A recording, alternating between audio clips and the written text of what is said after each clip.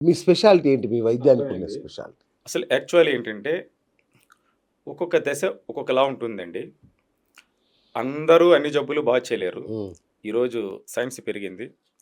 ఒక్కొక్కరు ఒక్కొక్క పార్ట్‌గా చేస్తున్నారు. అన్నీ చేస్తారు, నేనన్నీ చేస్తానని చెప్పట్లేదు. ఈరోజు సైన్స్ చాలా గొప్పగా ఎదిగింది. అయితే వాళ్ళు చేసేదేంటంటే, డాక్టర్ ఏదో కొంత సైకియాట్రిస్టో, సైకాలజిస్టో, సైకోథెరపిస్టో ఎవరో సంబడి కాంటాక్ట్స్‌లో ఉంటారు. ఒక వెన్యూ, ఒక వేదిక తయారు చేసుకుంటారు. చక్కగా అక్కడ కౌన్సెలింగ్ చేస్తారు. మంచి ఫుడ్ పెడతారు. సెక్యూరిటీ ఇస్తారు. కౌన్సెలింగ్ చేస్తారు.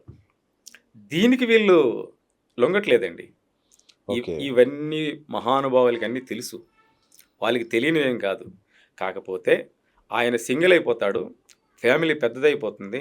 ఆయన పడే బాధలు చూడలేక ఈ రిహాబిలిటేషన్ సెంటర్‌కి వెళ్ళి జాయిన్ చేసి అక్కడ కౌన్సెలింగ్ ఇచ్చి ఫుడ్ అది పెడతారనే సంగతి అందరికీ తెలుసు సార్. అవును.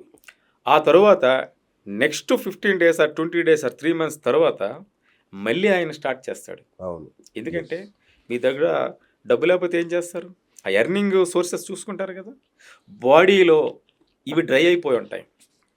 ఇవేవైతే ఉన్నాయో బాడీలో మీకు ఆకలి ఎలాగేస్తుందో, అలాగే అది కూడా ఆ టైంకి రిలీజ్ అయ్యే ఎంజైమ్స్ గాని, హార్మోన్స్ గాని ఇవన్నీ డ్రై అయిపోయి ఉంటాయండి. ఓకే. ఈ డ్రై అయిపోవటం వల్ల మీరు రిహాబిలిటేషన్ సెంటర్‌లో ఎన్ని కౌన్సెలింగ్స్ చేసినా గాని మళ్ళీ ఆయన రిపీట్ చేస్తున్నారు. ఓకే. మీరు కౌన్సెలింగ్ అంటారు సార్.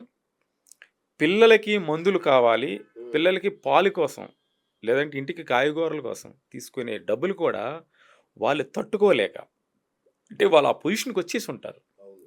అది ఎవరైనా గాని. దానివల్ల వాళ్ళు ఆ డబ్బు కూడా దుర్వినియోగం చేస్తున్నారు.